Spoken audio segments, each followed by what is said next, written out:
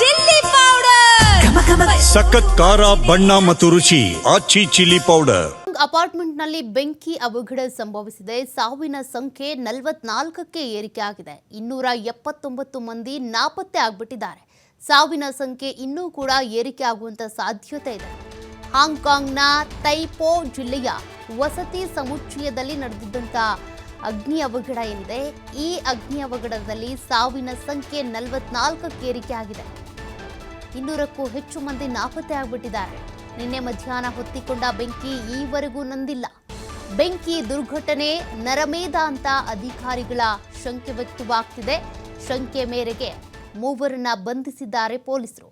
44 ಮಂದಿ ಸ್ಥಳದಲ್ಲಿ ಸಾವನ್ನಪ್ಪಿದ್ದು, ಕನಿಷ್ಠ 62 ಜನರಿಗೆ ಗಂಭೀರ ಗಾಯಗಳಾಗಿವೆ. ನೋಡಿ, 2000 ಮನೆಗಳಿದ್ದಂಥ ಅಪಾರ್ಟ್ಮೆಂಟ್ ಇದು. ಈ ಅಪಾರ್ಟ್ಮೆಂಟ್ನಲ್ಲಿ ಬೆಂಕಿ ಹೊತ್ಕೊಂಡಿದೆ. ಹಾಂಗ್ಕಾಂಗ್ನಲ್ಲಿದ್ದಂಥ ಅಪಾರ್ಟ್ಮೆಂಟ್. ಬೆಂಕಿ ಇನ್ನೂ ನಂದಿಲ್ಲ. 4800 ಜನ ವಾಸ ಮಾಡ್ತಾ ಇದ್ರು ಈ ಅಪಾರ್ಟ್ಮೆಂಟ್ಗಳಲ್ಲಿ. ವಾಂಗ್ ಫುಕ್ ಕೋರ್ಟ್ ಸಂಕೀರ್ಣದಲ್ಲಿರುವಂಥ 8 ಅಂತಸ್ತುಗಳ ಕಟ್ಟಡ ಇದು. ವಸತಿ ಸಂಕೀರ್ಣ ಆಗಿದ್ದು 8 ಕಟ್ಟಡಗಳನ್ನು ಹೊಂದಿದೆ. ಸುಮಾರು 2000 ಅಪಾರ್ಟ್ಮೆಂಟ್ಗಳಲ್ಲಿ 4800 ನಿವಾಸಿಗಳು ವಾಸ ಮಾಡ್ತಾ ಇದ್ರು. 4800 ಜನರಲ್ಲಿ ಬಹುತೇಕರು ವೃದ್ಧರೇ ಅಂತೆ.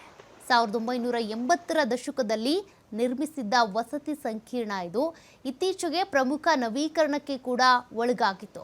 ಮತ್ತೆ ನವೀಕರಣ ಮಾಡುವ ವೇಳೆ ಅಗ್ನಿ ಅವಘಡ ಸಂಭವಿಸಿದೆ. ಸುಮಾರು 900 ಜನರನ್ನ ಬೇರೆಡೆಗೆ ಈಗಾಗಲೇ ಸ್ಥಳಾಂತರ ಮಾಡಲಾಗಿದೆ. 200ಕ್ಕೂ ಹೆಚ್ಚು ಅಗ್ನಿಶಾಮಕ ವಾಹನಗಳಿಂದ ಬೆಂಕಿ ನಂದಿಸುವ ಕಾರ್ಯ ನಡೀತಿದೆ. ತೈಪೋ ಎಂಬುದು ಹಾಂಗ್ಕಾಂಗ್ನ ಉತ್ತರ ಭಾಗದಲ್ಲಿರುವ ಮತ್ತು ಚೀನಾದ ಮುಖ್ಯ ನಗರವಾದ ಶೆಂಜನ್ನ ಗಡಿಯ ಬಳಿ ಇರುವಂಥ ನ್ಯೂ ಟೆರಿಟರಿ. ಇಲ್ಲಿ ಆಗಿರುವಂಥ ಅನಾಹುತ ಇದು. ಕೆಲವರ ನಿರ್ಲಕ್ಷ್ಯದಿಂದನೇ ಈ ಅನಾಹುತ ಆಗಿದೆ ಅಂತ ಕೂಡ ಆರೋಪ ಇದೆ. ನಿರ್ಮಾಣ ಕಂಪನಿ ಒಂದು ಸ್ಥಾಪಿಸಿರುವಂಥ ಲಿಫ್ಟ್ ಲಾಬಿ ಬಳಿ ಈ ಸ್ಟೈರೋಫೋಮ್ ಪತ್ತೆ ಆಗಿದೆ.